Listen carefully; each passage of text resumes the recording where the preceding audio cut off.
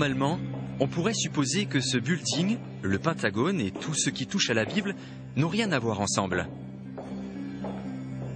Mais en 1994, Statistical Science, une revue de mathématiques, titra Rapport 3, volume 9, Séquence de lettres équidistantes dans le livre de la Genèse.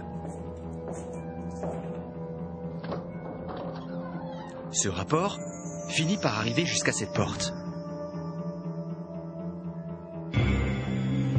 Harold ? C'était le bureau d'Harold Gans, cryptographe principal au NSA, l'agence de sécurité américaine. Mais pour l'instant, il était absorbé par quelque chose d'autre. Tu travailles encore sur ce truc, la Bible ? Avec toutes ces combinaisons, ça fait plus de 2 semaines que tu avales des chiffres. En fait, 19 jours, 14 heures et 21 minutes. Gans savait que les sauts de lettres équidistantes étaient une sorte de code largement utilisé par différents gouvernements et leurs agents. L'idée qu'un tel code puisse apparaître dans le livre de la Genèse était difficile à croire pour lui. Je sais pas pourquoi tu perds ton temps. Je pense que c'est une pure coïncidence ou une pure bêtise. Je suis sûr que tu as raison, mais Rips a créé le programme original et c'est Statistical Science qui a publié les conclusions. Eliyahu Rips ? Mais c'est un mathématicien de niveau mondial. Qu'est-ce qu'il fabrique dans un truc de religion ? Ça t'étonne, n'est-ce pas ?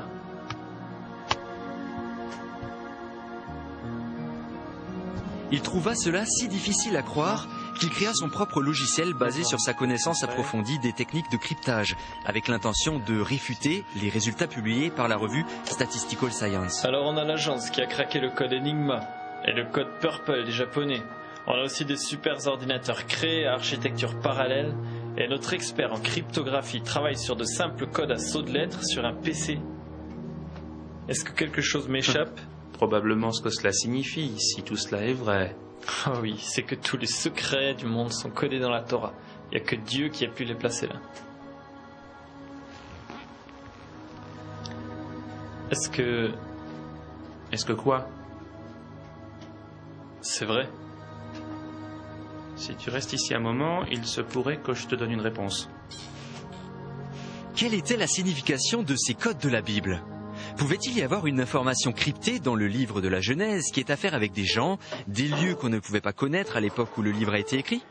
Si les codes étaient une simple question de hasard, le programme de Gans le montrerait vite.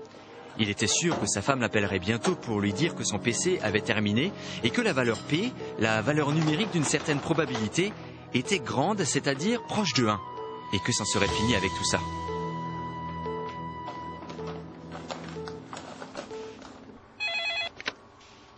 C'est Gans.